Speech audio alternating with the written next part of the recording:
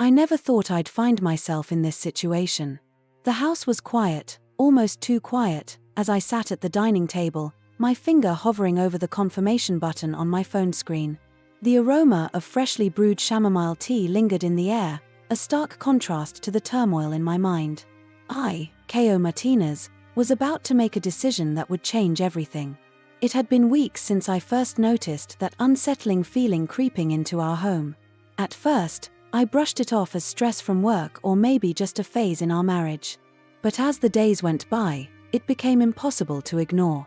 The planned luxury cruise that my husband, Diego, had arranged with his overbearing mother, Elena, was the final straw.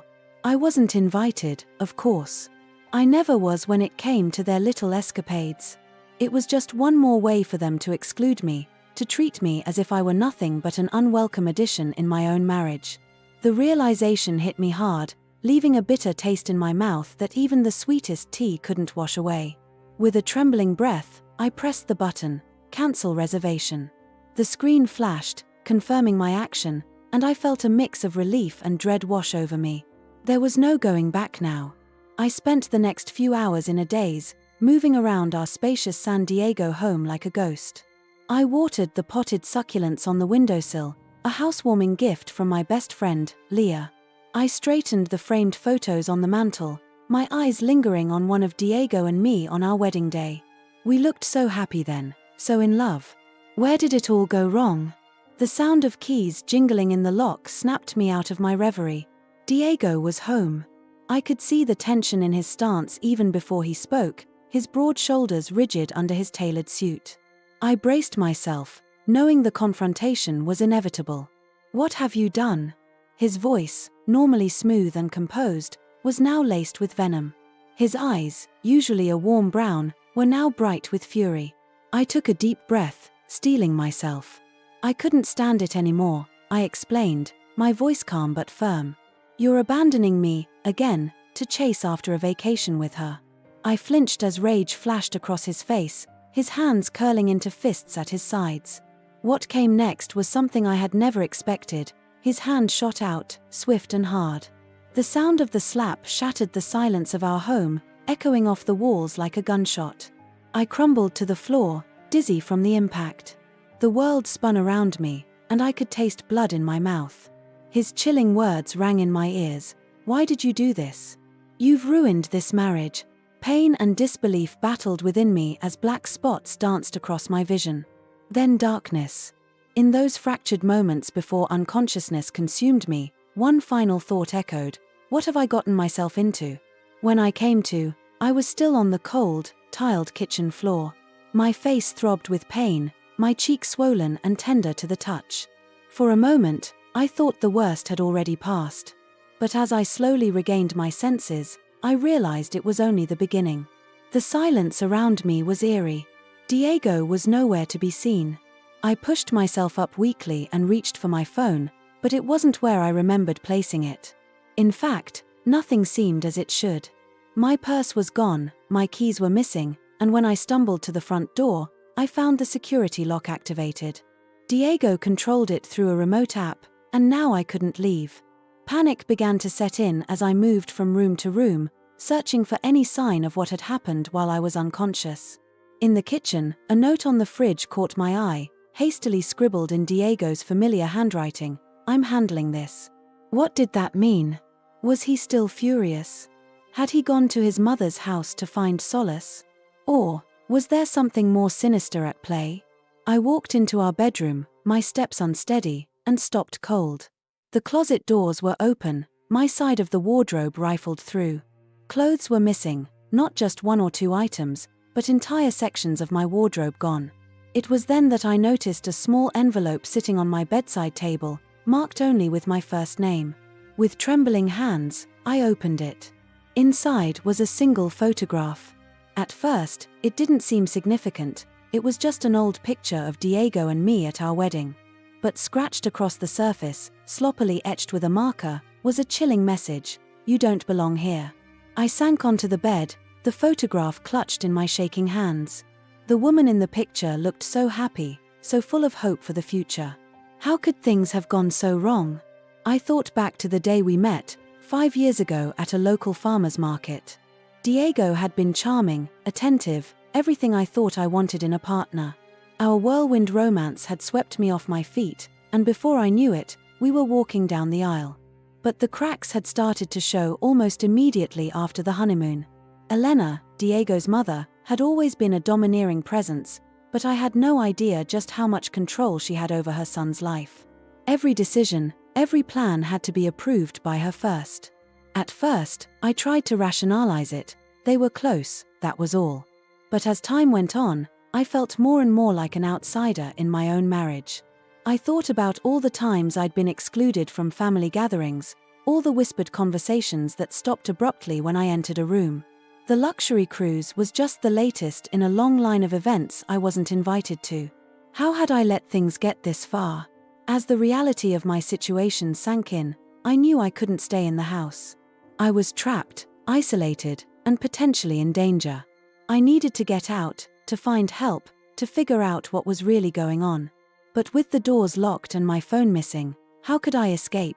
I moved through the house again, this time with purpose. There had to be a way out. I checked every window, looking for any that might not be secured.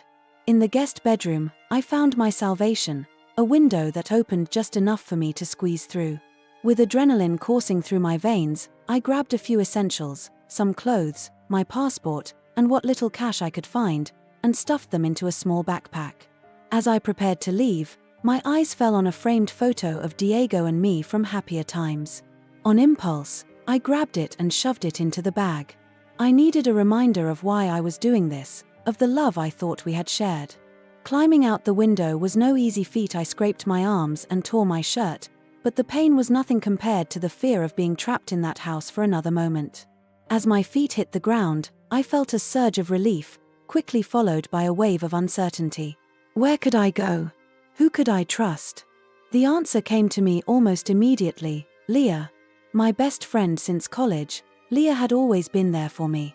She had voiced her concerns about Diego and his family more than once, concerns I had brushed off in my desire to make my marriage work.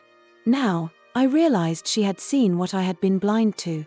I made my way through the quiet streets of our neighborhood, sticking to the shadows and jumping at every sound. It was late, and the usually busy streets of San Diego were eerily quiet. As I walked, my mind raced with questions. What was Diego really involved in? Why had he reacted so violently to a simple vacation? Cancellation? And what did his cryptic note mean? I'm handling this. By the time I reached Leah's apartment building, I was exhausted, both physically and emotionally. I buzzed her apartment, praying she was home. When her sleepy voice came through the intercom, I nearly broke down in tears. Leah, it's me. I need help. Moments later, I was in her apartment, wrapped in a warm embrace as I sobbed into her shoulder. When she pulled back and saw my face, her expression changed from concern to horror. Oh my God, Ko. What happened? Who did this to you? As I recounted the events of the evening, Leah's face grew more and more serious. When I finished, she took my hands in hers, her voice firm. You can't go back, she insisted. Whatever's going on, it's not safe for you there. I nodded, the reality of my situation hitting me anew. I was running from my husband, the man I had promised to spend my life with. How had things gone so terribly wrong? As the night wore on, Leah made up the couch for me and brought me some of her clothes to change into. We talked late into the night, piecing together the puzzle of my marriage. The more we talked, the more I realized how much I had been ignoring, how many red flags I had dismissed. What if this isn't just about the trip? Leah suggested as we sat nursing cups of strong coffee. What if there's a reason they're excluding you? What if they're hiding something? The possibilities clawed at my mind. Diego had always been secretive, quick to dismiss any questions I had about his past business dealings with his mother, or why large sums of money frequently disappeared from our shared accounts. Something was buried deep in the family's secrets, and I was determined to uncover it. As dawn broke, painting the sky in hues of pink and gold, I made a decision. I couldn't run forever. I needed answers, and I needed to reclaim my life. Whatever Diego and Elena were involved in, I had to find out. It was time to stop being a victim and start fighting back. Little did I know, my fight was just beginning, and the truth would be more shocking than I could have ever imagined. The next few days at Leah's apartment passed in a blur. I spent most of my time huddled on her couch, alternating between fitful sleep and anxious pacing. Leah, bless her heart, did everything she could to comfort me, but the weight of my situation hung heavy on my shoulders. On the third day, I made a decision. I needed to go back to the house. Not to stay, not to reconcile with Diego, but to gather evidence. If there was something sinister going on, as Leah and I suspected, I needed proof. "Are you sure about this?" Leah asked, her forehead creased with worry. "It could be dangerous." I nodded, feeling more determined than I had in days. "I have to know, Leah. I can't move forward until I understand what's really been happening." We planned carefully. I would go during the day when Diego was usually at work. Leah would drive me and wait nearby, ready to call the police if I didn't come out within an hour. It wasn't foolproof, but it was the best we could do. As we pulled up to my street, my heart began to race. The house looked exactly the same as when I'd left it, a picture-perfect suburban home with its manicured lawn and cheerful flower beds. How could something so normal-looking hide such dark secrets? "Be careful," Leah said as I got out of the car. I gave her a tight smile and a nod before walking up the familiar path to the front door. My hands shook as I inserted my key into the lock. To my surprise, it turned easily. I stepped inside, half expecting to find Diego waiting for me. But the house was silent and still. I moved through the rooms quickly, gathering anything that might be useful: financial documents, letters, anything that could give me a clue about what Diego and his mother were really up to. In our bedroom, I found my phone tucked away in a drawer. The battery was dead, but I pocketed it anyway. Then I entered Diego's home office. This room had always been off-limits to me, a fact that had bothered me throughout our marriage but that I'd ultimately accepted. Now, I realized how foolish I'd been. The office was immaculate, every surface polished to a shine. I started with the desk drawers, rifling through papers and folders. Most of it seemed mundane: bills, receipts, work documents. But then, in the bottom drawer, I found something that made my blood run cold. It was a folder labeled Legal, Confidential. My hands trembled as I opened it. Inside were documents I could barely make sense of: property deeds in Diego's name, strange contracts with clauses excluding spousal inheritance rights, and something far more alarming: bank statements for an account I'd never known about, showing transfers of substantial amounts of money to offshore accounts. My mind reeled. What was all this? Was Diego involved in some kind of financial fraud? And why had he gone to such lengths to keep me in the dark? But the folder held one more shocking revelation. Tucked in the back was a set of photographs of me. They were recent but unflattering, clearly taken without my knowledge. There was one of me leaving the grocery store, another of me walking to work, even one of me sitting alone in the park where I often went to read. Each one had been meticulously labeled with dates and times. The most chilling part was the word scrawled across several of the photos: destroy. My hands shook so badly I nearly dropped the folder. This wasn't just exclusion or control anymore. This was premeditated. But what was the endgame? What had Diego and his mother been planning to do to me? I was so absorbed in my horrifying discovery that I almost didn't hear the front door open. Almost. The familiar sound of keys jingling jolted me back to reality. Diego was home. Panic seized me. I scrambled to put everything back as I'd found it, my heart pounding so loudly I was sure Diego would hear it. I had just closed the drawer when I heard his footsteps in the hallway. There was nowhere to hide. I stood frozen behind the desk as the office door swung open. Diego's eyes widened in surprise, then narrowed dangerously. "Ko," he said, his voice low and controlled. "What are you doing here?" I struggled to keep my voice steady. "I came to get some of my things," I lied. "I didn't think you'd be home." He stepped into the room, closing the door behind him. The click of the latch sounded like a gunshot in the tense silence. "And you thought you'd do a little snooping while you were at it?" I swallowed hard, trying to gauge how much he knew, how much he'd seen. "Diego, what's going on?" What are all these documents? And the photos? Why are you having me followed? His face hardened, all pretense of civility dropping away. You should have stayed in your place, he said, his voice menacing. You don't understand what you've done. Then explain it to me, I demanded, surprised by the strength in my own voice. No more lies, Diego. I want the truth. For a long moment, he just stared at me, as if weighing his options. Then, to my surprise, he laughed. It was a harsh, bitter sound that sent chills down my spine. The truth, he said. You want the truth? Fine. The truth is, you were never supposed to find out any of this. You were supposed to be the perfect wife, supportive, unquestioning, and most importantly, clueless. He began to pace room, his words spilling out in a torrent. The family business isn't what you think it is, Ko. It's not just real estate. That's just the surface, the respectable face we show the world. The real money comes from elsewhere. My mind raced, trying to process what he was saying. You're laundering money, I said, the realization hitting me like a physical blow. Diego nodded, a twisted smile on his face. Smart girl. Yes, we're laundering money. Lots of it. And you, my dear wife, have been an unwitting part of it all along. The pieces started to fall into place, the mysterious bank transfers, the secretive meetings with his mother, the way they'd always kept me at arm's length from the family business. You married me for this, I said, my voice barely above a whisper. You needed my name, my clean record.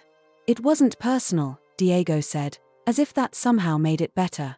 We needed fresh accounts, ones that wouldn't raise suspicion. A new wife was the perfect cover. I felt sick. Our entire marriage had been a lie, a front for their illegal operations. Every moment of happiness we'd shared, every plan we'd made for the future, it had all been fake. And the cruise? I asked, remembering the catalyst that had started all this. That wasn't really a vacation, was it? Diego shook his head. It was a business trip. We're expanding our operations, and we needed to meet with some associates. Your little stunt with canceling the reservations could have cost us everything. The anger in his voice made me flinch, remembering the violence he'd shown that night. But I stood my ground. What were you planning to do with me? I asked, dreading the answer but needing to know. Those photos. For the first time, Diego looked uncomfortable. That wasn't my idea, he said. My mother, she thought you were becoming a liability. She wanted to make sure we had options if you became problematic. The implication behind his words was clear, and it chilled me to the bone. They had been planning to get rid of me, one way or another. So what happens now? I asked, trying to keep the fear out of my voice.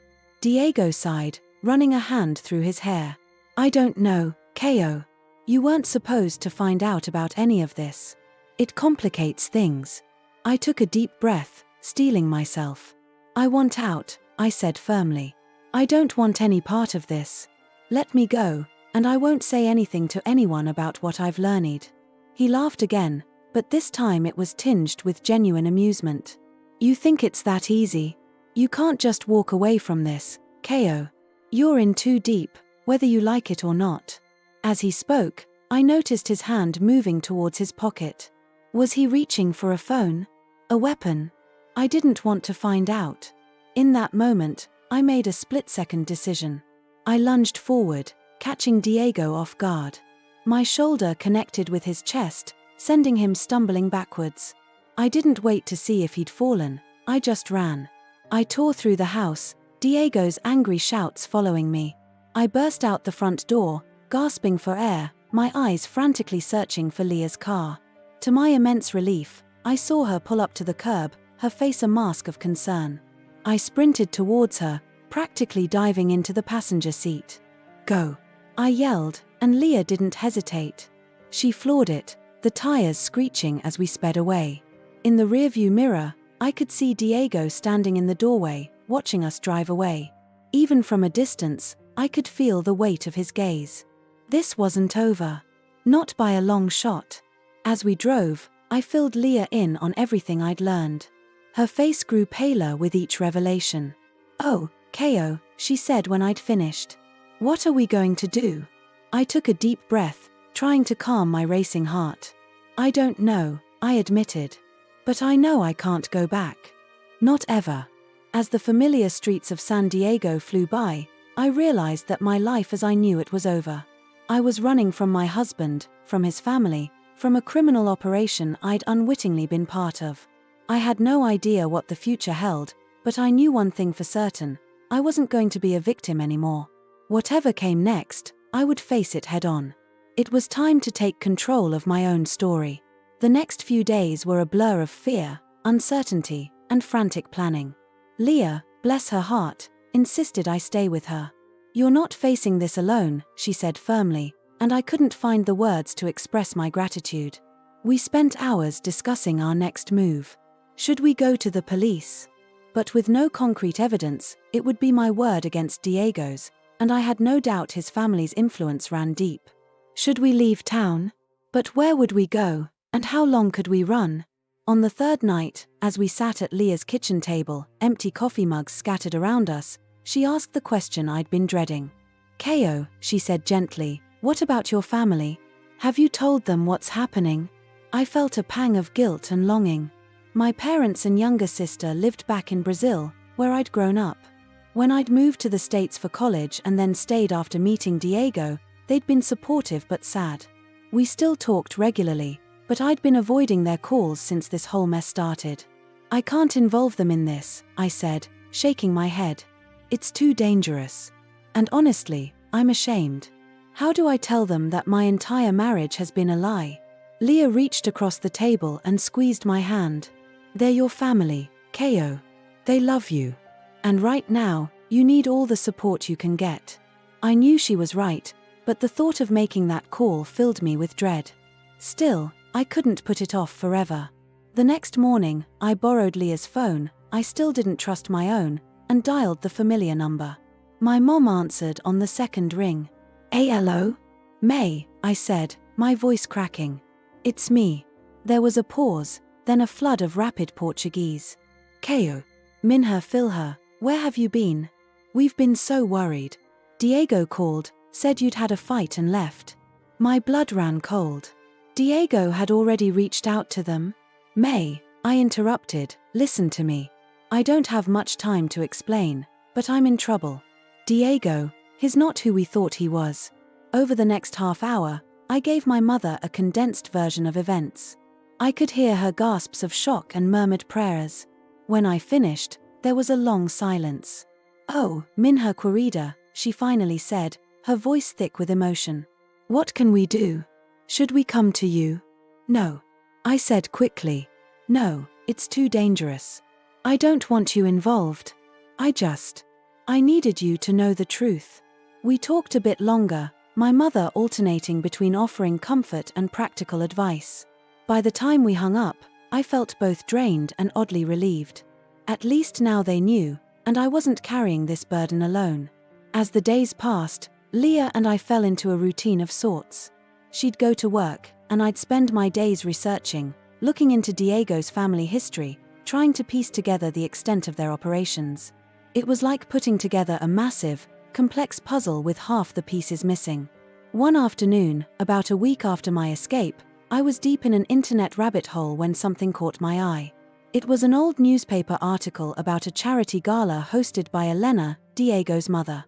The photo showed her standing next to a man I didn't recognize, but the caption made my heart skip a beat. Elena Morales with business partner Robert Hawkins. Hawkins. Where had I heard that name before? Then it hit me. It was one of the names I'd seen on those suspicious contracts in Diego's office. I dug deeper, and a pattern began to emerge. Hawkins' name appeared in connection with the Morales family multiple times over the years, always in seemingly innocuous contexts: charity events, business lunches, property developments. But now, knowing what I knew, I saw these encounters for what they likely were: meetings to coordinate their illegal activities. I was so engrossed in my research that I almost missed the sound of a key in the lock. Leah was home early. "Keo," she called out, her voice tense. "Are you here?" I emerged from the spare room to find Leah standing in the living room, her face pale. "What's wrong?" I asked, instantly on alert. She took a deep breath. I think someone's been following me. A black SUV. I noticed it yesterday, but I thought I was being paranoid. But today, it was there again, always a few cars behind me. My stomach dropped. Had Diego found us? Are you sure? Leah nodded. I'm sure. I took a few random turns to test it. They stayed with me the whole time. We spent the next hour checking all the windows and doors, drawing the curtains tight. Leah wanted to call the police, but I hesitated. What if Diego had connections in the department? We couldn't trust anyone. As night fell, we huddled in the living room, jumping at every sound from the street. It was past midnight when Leah finally fell into a fitful sleep on the couch. I remained awake, my mind racing. I thought back to my life before all this, before Diego, before I'd left Brazil. I'd been so eager for adventure, for a taste of the American dream. Now, that dream had turned into a nightmare, and I longed for the simplicity of my old life. But dwelling on the past wouldn't help me now. I needed to focus on the future, on finding a way out of this mess. As I sat there in the darkness, an idea began to form. The next morning, I shared my plan with Leah. We need to gather evidence, I said. Real, concrete evidence of what Diego and his family are up to. It's the only way to protect ourselves. Leah looked skeptical. And how exactly do we do that? It's not like we can just walk into their offices and start digging through files. I took a deep breath. No, but I might know someone who can help us. Someone on the inside. Leah's eyes widened as she realized what I was suggesting. Diego's mother's assistant. Are you sure we can trust her? I nodded. Maria's always been kind to me, even when Elena was at her worst. And I've seen the way she looks at Elena sometimes, like she knows something's not right but is afraid to speak up. I think she might be willing to help us. It was a risk, reaching out to Maria. If I was wrong about her, if she was loyal to the Morales family, it could blow up in our faces. But it felt like our only option. With shaking hands, I dialed Maria's personal number, praying she'd pick up. On the fourth ring, I heard her familiar voice. Hello. Maria, I said quietly. It's Caio. Please don't hang up. I need your help. There was a long pause, and for a moment I thought she'd ended the call. Then, so softly I almost missed it, she said, I've been waiting for your call. Over the next hour, Maria confirmed my worst fears and then some.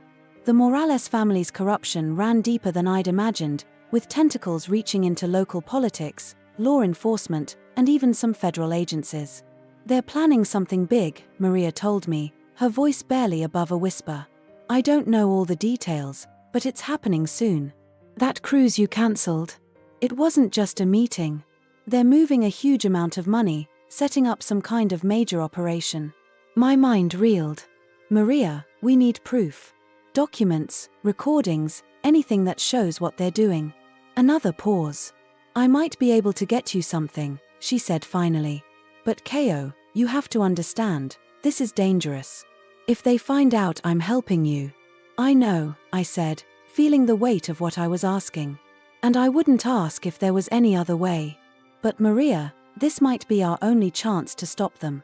We made plans to meet in 2 days at a small cafe across town.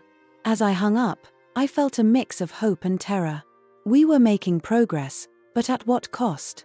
Leah, who had been listening to my side of the conversation, looked at me with a mixture of admiration and fear. You're incredibly brave, you know that, she said. I shook my head. I'm terrified, I admitted. But I can't let them win. I can't let them keep hurting people. As we settled in for another restless night, I found myself thinking of my family back in Brazil. Of lazy Sundays spent at my grandmother's house, the smell of feijoada filling the air. Of my sister's laughter as we chased each other through the streets of our neighborhood. Of my father's strong, calloused hands as he taught me to change a tire. I missed them with an ache that felt physical. But I knew that by staying away, by fighting this battle on my own, I was protecting them. And maybe, just maybe, if we succeeded in bringing down Diego and his family, I could go home again. Not just to visit, but to stay. To rebuild my life in the place where I'd always felt safest. But first, We had to survive the next 2 days. And in the world I now found myself in, even that was far from guaranteed. The next 2 days crawled by at an agonizingly slow pace. Leah and I were constantly on edge, jumping at every unexpected sound, peering out of windows at the slightest noise.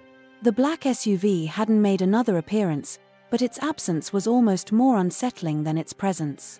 Were we still being watched, or had they given up?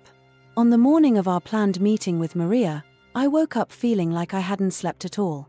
My stomach was in knots, and my hands wouldn't stop shaking. Leah noticed my state and gave me a reassuring hug. "We can still call this off," she said gently. "No one would blame you for walking away from all this." I shook my head. "No, I have to see this through. I can't spend the rest of my life looking over my shoulder, wondering when they'll come for me." We arrived at the cafe an hour early, choosing a table with a clear view of both the entrance and the street outside. I nursed a cup of coffee that I couldn't bring myself to drink, my eyes darting to the door every time it opened. At exactly 10 a.m., Maria walked in. She looked different from how I remembered her, thinner, with dark circles under her eyes that her makeup couldn't quite conceal. She ordered a tea at the counter before making her way to our table, her movements carefully casual. "Keo," she said softly as she sat down. "It's good to see you." I introduced her to Leah, and for a few minutes, we engaged in stilted small talk, all too aware of the real reason for our meeting. Finally, Maria reached into her bag and pulled out a small USB drive. "Everything I could find is on here," she said, her voice barely above a whisper. "Financial records, emails, meeting notes. It's worse than you think, Keo." I reached for the drive, but Maria held onto it for a moment longer. "Once I give you this, there's no going back. Are you sure you're ready for what's on here?" I met her eyes, seeing the fear and resolve mirror red in them. "I'm sure," I said firmly. She nodded and released the drive. As I pocketed it, she continued speaking, her words coming faster now. "They're planning something big. I don't know all the details, but it involves moving a massive amount of money offshore. They're calling it Operation Exodus." "When?" Leah asked, leaning in. "Soon. Within the next week, I think. They've been working around the clock, making calls at all hours. Elena's been particularly on edge." I felt a chill run down my spine. Whatever this Operation Exodus was, it sounded like the culmination of years of illegal activities. If we could stop it, we might be able to bring down the entire operation. "What about Diego?" I asked, dreading the answer but needing to know. "Is he involved?" Maria's expression softened with sympathy. "He's at the center of it all, Keo. From what I've overheard, he's the one coordinating everything." "I'm so sorry." I nodded, swallowing hard. Part of me had still hoped that Diego was somehow less involved, that maybe he'd been coerced or manipulated by his mother. But this confirmation of his central role extinguished that last flicker of hope. We talked for a while longer, Maria filling us in on as many details as she could. As we were about to leave, she grabbed my hand. "Be careful, Keo. These people, they're dangerous. If they find out I've helped you." "They won't," I assured her, squeezing her hand. "We'll protect you, I promise." Back at Leah's apartment, we huddled around her laptop, our hearts racing as we plugged in the USB drive. File after file popped up, spreadsheets, PDFs, audio recordings. It was a treasure trove of incriminating evidence. As we dug deeper, the true scope of the Morales family's operations became clear. They weren't just laundering money, they were involved in a complex web of fraud, bribery, and even blackmail. Politicians, judges, business leaders, so many influential figures were implicated in these documents. "Oh my God," Leah breathed as we scrolled through a particularly damning email chain. "Keo, this is huge. This could bring down half the city's leadership." I nodded, feeling overwhelmed by the weight of what we'd uncovered. "We need to take this to the authorities. But who can we trust?" We spent hours poring over the files, making notes, trying to piece together the full picture of Operation Exodus. It seemed to involve moving vast sums of money through a series of shell companies before ultimately transferring it to accounts in countries with strict banking secrecy laws. The amount of money involved was staggering, hundreds of millions of dollars. As night fell, we were still at it, our eyes burning from staring at the screen for so long. That's when we found it, a file that made my blood run cold. It was a detailed plan, complete with my photo and personal information. The document outlined a scheme to frame me for embezzlement, using accounts set up in my name without my knowledge. They had planned to make me the scapegoat for their entire operation. "This is why they married me," I said, my voice shaking. "They needed someone to take the fall when things inevitably came crashing down." Leah put her arm around me, pulling me close. "We won't let that happen," she said fiercely. "We have the evidence now. We can fight back." Just then, a noise from outside made us both freeze. It sounded like a car door slamming, followed by footsteps. We rushed to the window, peering out cautiously. My heart nearly stopped. There, getting out of a familiar black SUV, was Diego. "How did he find us?" Leah whispered, her face pale. I shook my head, my mind racing. Had Maria betrayed us? Had we been followed from the cafe? Or had Diego known where we were all along, just biding his time? "We have to get out of here," I said, already moving to gather our things. "We can't let him get his hands on this evidence." We shoved the laptop and USB drive into a bag, along with some clothes and whatever cash we had on hand. As we heard footsteps on the stairs outside the apartment, we slipped out onto the fire escape. The cool night air hit me as we climbed down, my heart pounding so loudly I was sure Diego would hear it. We had just reached the ground when we heard the sound of Leah's apartment door being kicked in. "Run!" Leah hissed, grabbing my hand.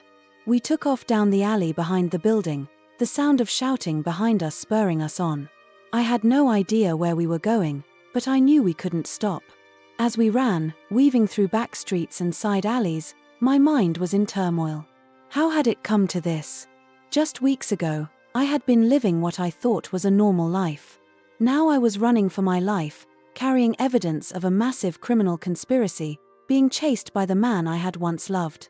We ran until our lungs burned and our legs felt like jelly. Finally, we ducked into a 24-hour diner, sliding into a booth at the back.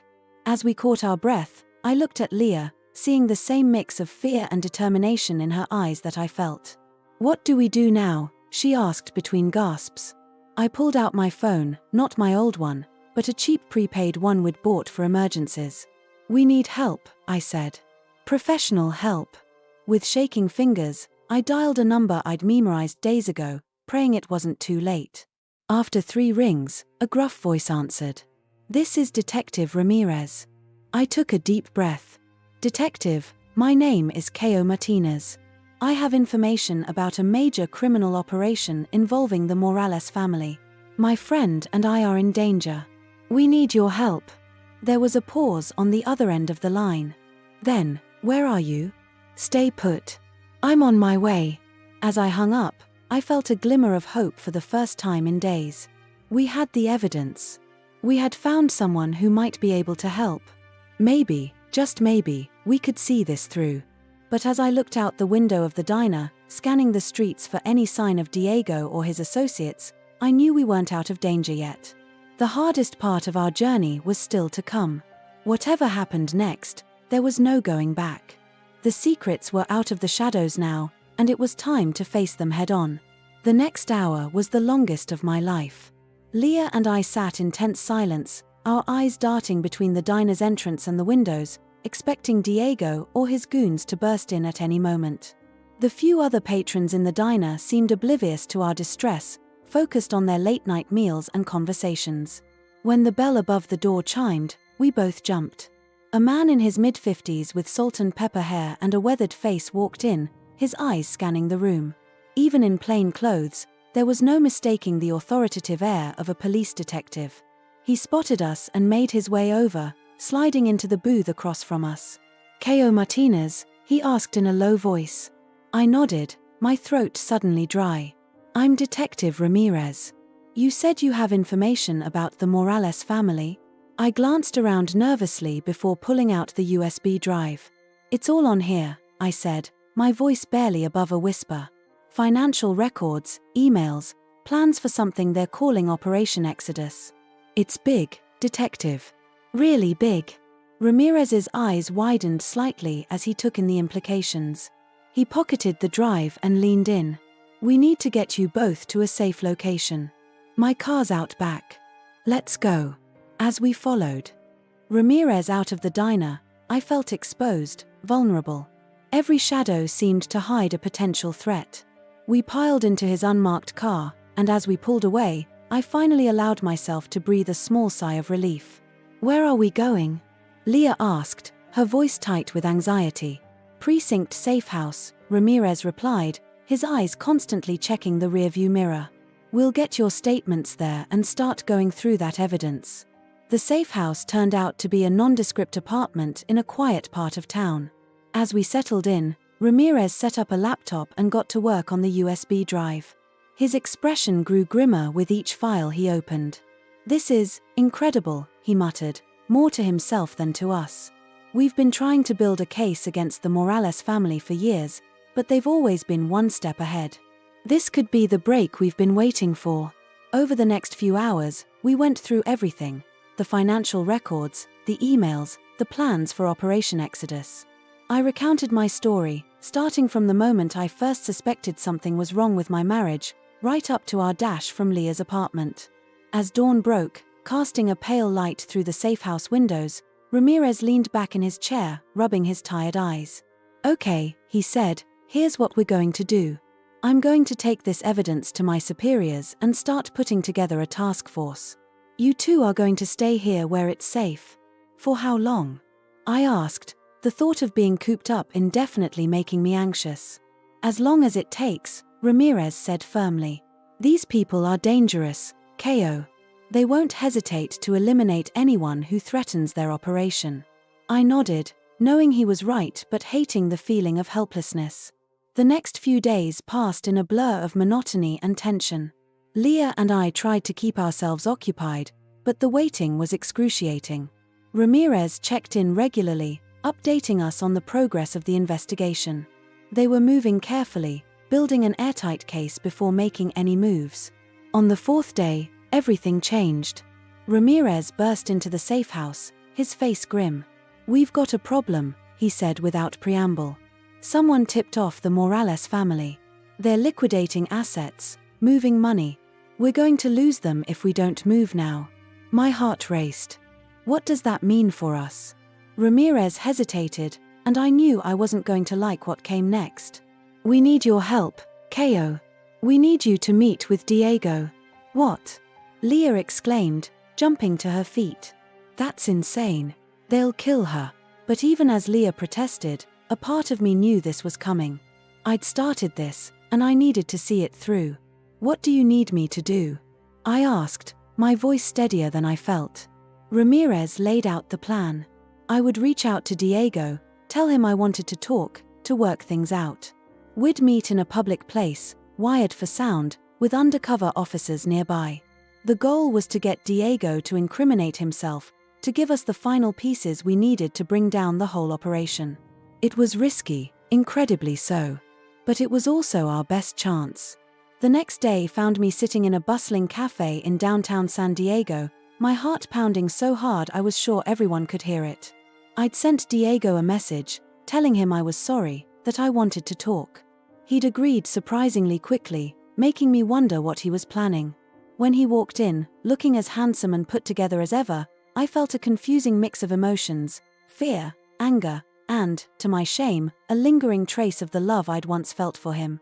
Ko, he said as he sat down across from me, his voice soft but his eyes hard. I've been worried about you. I forced a smile, trying to channel the woman I'd been before all this started. Naive, trusting, desperate to make her marriage work. I'm sorry I ran, Diego. I was just scared. Confused. Can we talk? Really talk? For a moment, I saw a flicker of the man I thought I'd married, caring, attentive. But it was gone in an instant, replaced by a calculating look that sent chills down my spine. Of course, he said smoothly. Why don't we go somewhere more private? I have a hotel room nearby. I hesitated, knowing this wasn't part of the plan. But I also knew this might be our only chance. Okay, I said, standing up. I could almost hear Ramirez cursing through the wire hidden under my shirt. The walk to the hotel was tense, filled with stilted small talk. As soon as we entered the room, Diego's demeanor changed. His face hardened, all pretense of warmth vanishing. Enough games, KO, he said, his voice low and dangerous. Where's the drive?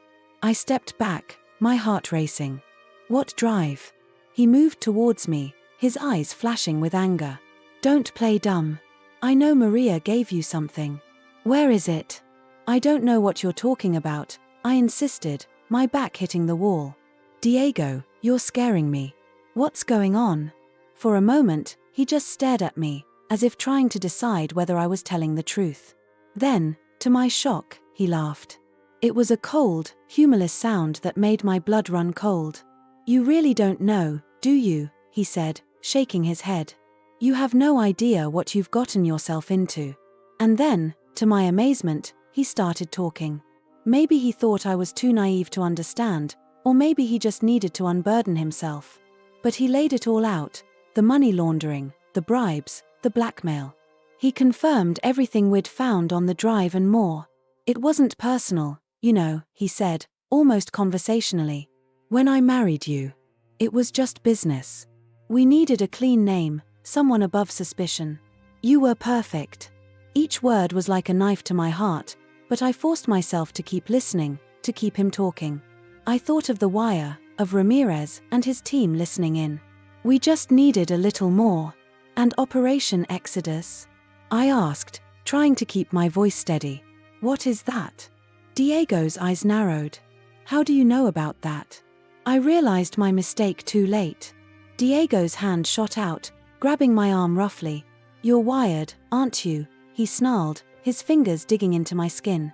Before I could react, he had me pinned against the wall, his other hand roughly searching for the wire. I struggled against him, panic rising in my throat. Diego, please, I gasped. You're hurting me. But the man I'd once loved was gone, replaced by this furious stranger. As his hand closed around my throat, I saw my life flash before my eyes. Was this how it would end? Suddenly, the door burst open. Police. Freeze. Ramirez and his team flooded into the room, weapons drawn. Diego released me, raising his hands slowly.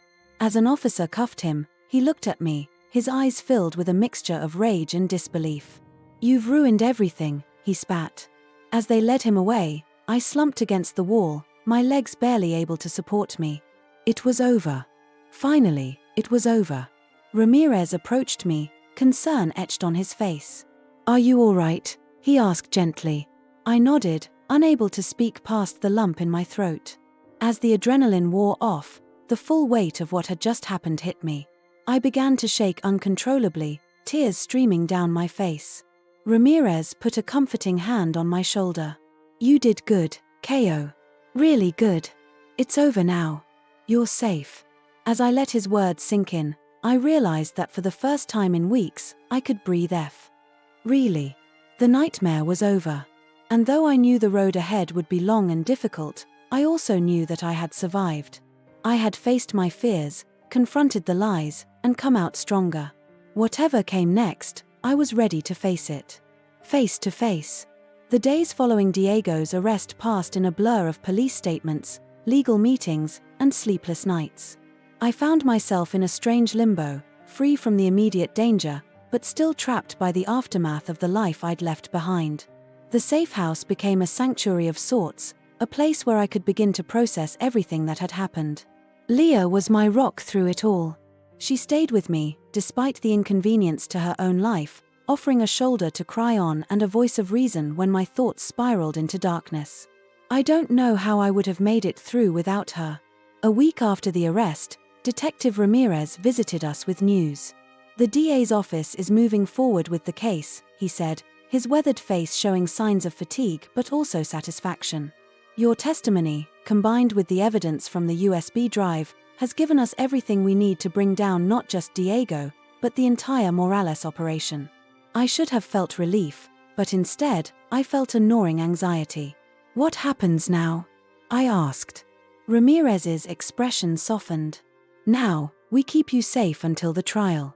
It could be months before this goes to court, and the Morales family still has allies out there. The thought of months more in hiding made my heart sink, but I knew it was necessary. As Ramirez was leaving, he paused at the door. You did a brave thing, Ko. Not many people would have had the courage to face what you did. His words stayed with me long after he left. Had I been brave? Or just desperate? Either way, I knew I couldn't stay in this holding pattern forever. I needed to start rebuilding my life. The next morning, I woke with a sense of purpose I hadn't felt in weeks. I asked Leah to help me create a plan. We spent the day brainstorming, making lists, and researching options. By evening, we had a rough roadmap for my future. Step 1 was dealing with the practical matters. I needed to legally separate myself from Diego and the Morales family's finances.